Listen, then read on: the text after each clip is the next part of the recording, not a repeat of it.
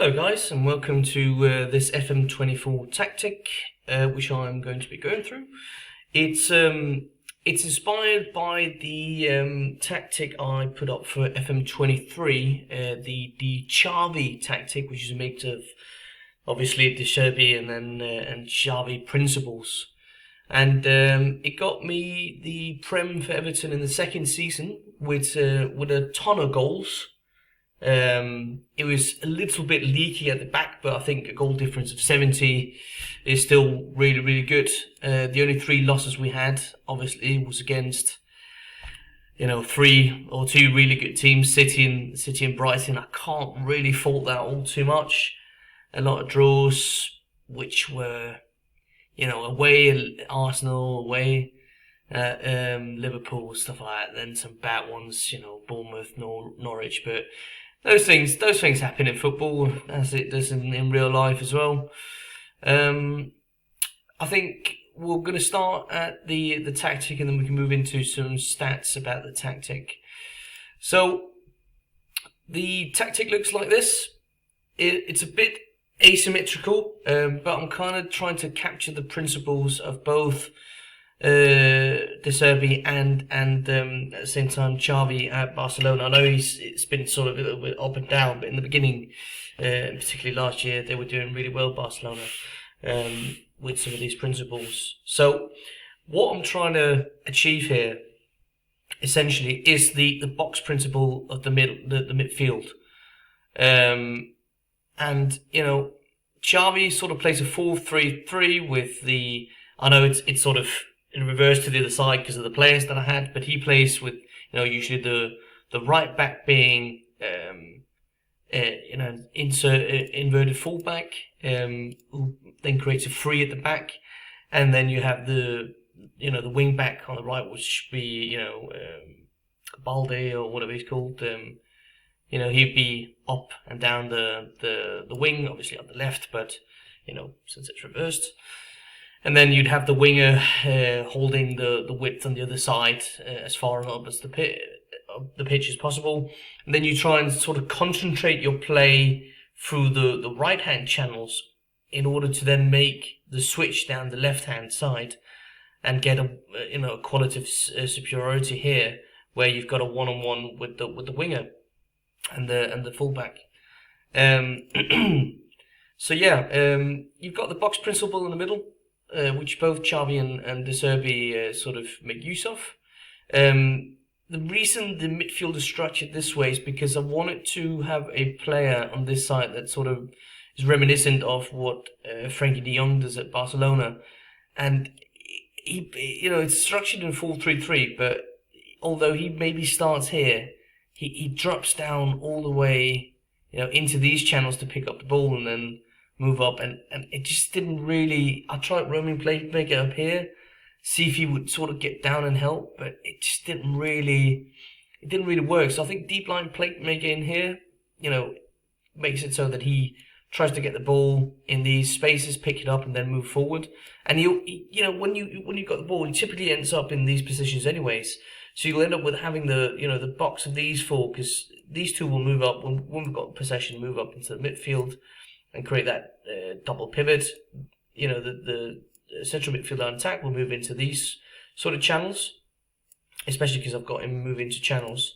So he's going to be here, and then obviously we've got the shadow striker doing a bit of everything and runs in behind, off the striker, etc. But they create in practice a four-man in the midfielder box, and then essentially what you get in the end is sort of a 3-2-4-1 in possession, because he moves up here, the wing back gets up here, and you've got the winger holding the width over here. So you get the sort of 3-2-4 and then 1 with the striker. Then obviously, there's a few of the roles we've got some.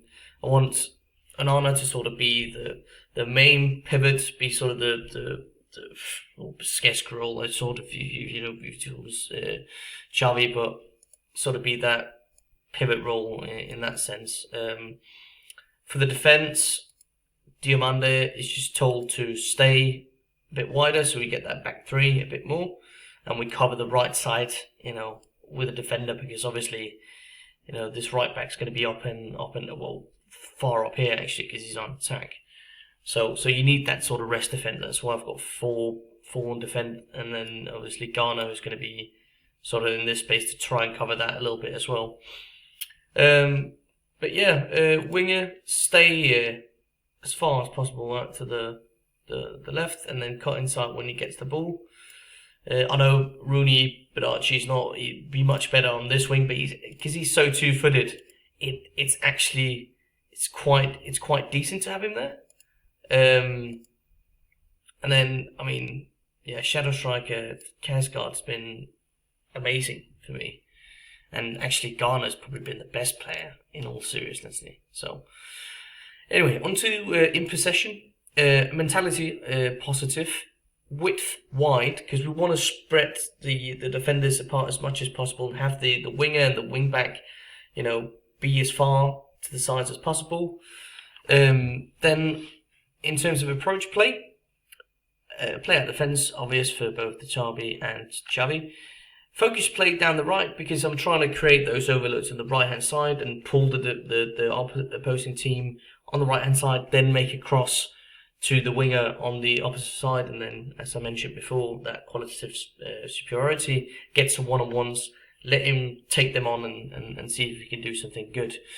Then I also instructed them to look for underlaps left and right, because then the winger sometimes will look for the central midfielder on attack to come into these spaces and then play him on.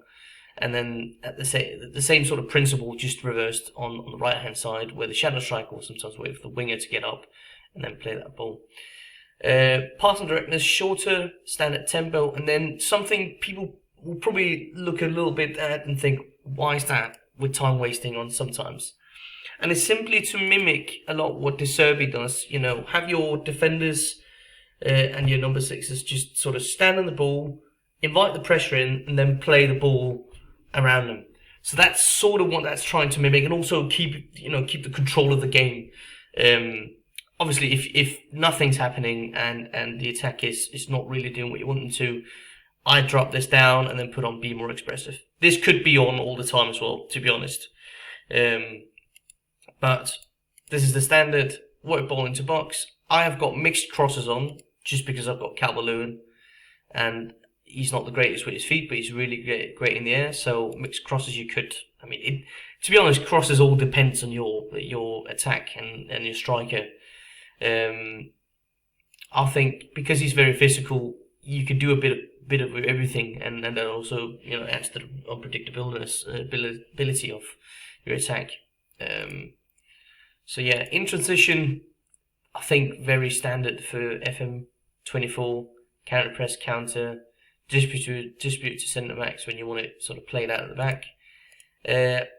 I've mixed a little bit around with this high press, high. I think, as I mentioned, it's a little bit leaky at sometimes, where it's leaky in the sense that it's some random goals that go in sometimes. So there's definitely something here that could be tweaked, I think, and that's obviously up to you guys what you want to do there. But I've gone for more often press, not the complete much more, just one down a notch. So it's not. I don't want to lose the structure too much of the formation, but I want them to still, I want this right back to be sort of up on this guy. So we're pressing a little bit, and then obviously present short goalkeeper distribution. In terms of personal instructions for the players, there aren't a great many. A lot of them just have the sort of standard what they do already. Central midfielders got closed down more, move into channels. The defensive midfielder, just take fewer risks. You just need to, repurpose the position and keep it. Deep lines, playmaker, nothing. Then we've got the wing back. I want him, again, just a bit like the winger, stay as wide as possible, and then, try and get those crosses in and keep that width. Yeah, that's essentially what it is, the tactic. There's a corner near post and far post corner tactic on this one as well, which I'm not going to go into great detail with. It works decent. In terms of team stats, 107 goals, 15 from corners. Obviously, City did better than we did, but got 107 goals, which is a lot, I think. However, we did concede 37, and I kind of wanted that to be around the numbers of City, but, you know, and as you can see from the stats, insanely dominant Manchester City team. It's so difficult to win the Prem in some of the first seasons, you know, because they're so far up. But fifth in possession, pretty decent, I think, for the team we have. Fifth in fewest shots against, again, that's pretty decent. Most shots for were almost at the same as City, just 10 less shots.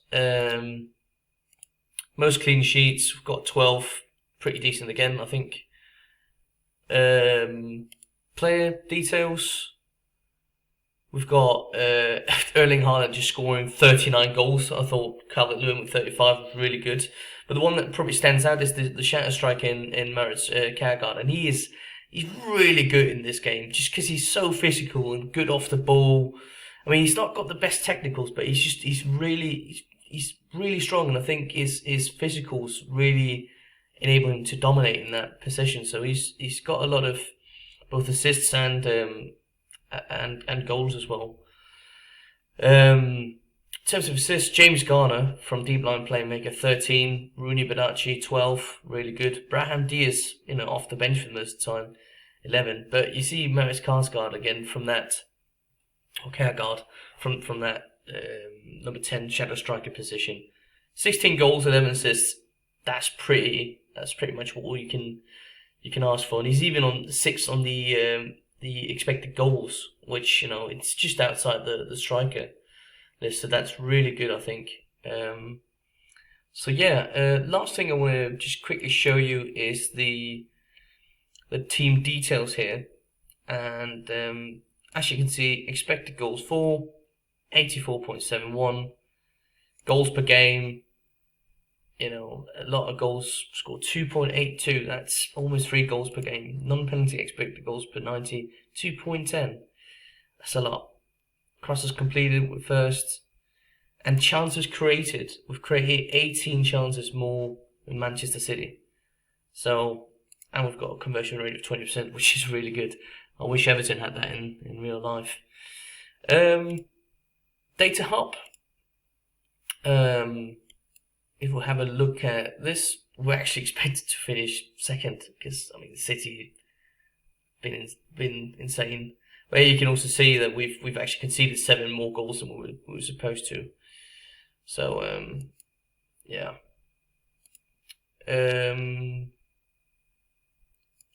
Yeah, I don't know quite what more to show you guys, but here's the general performance.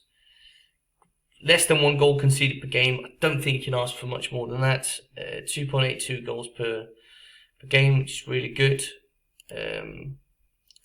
There's a lot of things here which we are in the green, which is obviously really good. High good defending. Same with where is it? Pressing intensity, scoring. So we're far above most of the teams in these sort of graphs. So that just bodes really well, I think, for our team. And here you can sort of see some of the triangles that you make. Usually Ghana wouldn't be that far up, but you'd be sort of here, and then you've got the sort of passer maps that you like.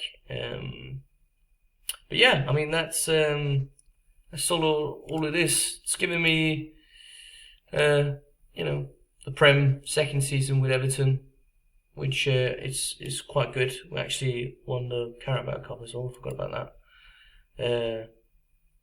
But yeah, give it a whirl, and there's some tweaks that can be made.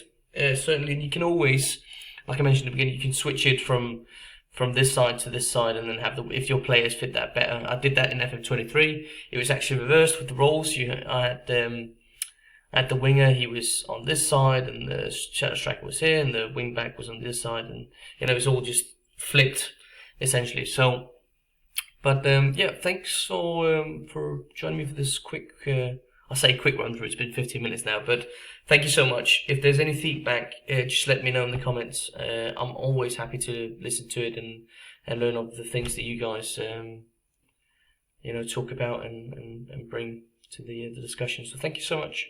Take care.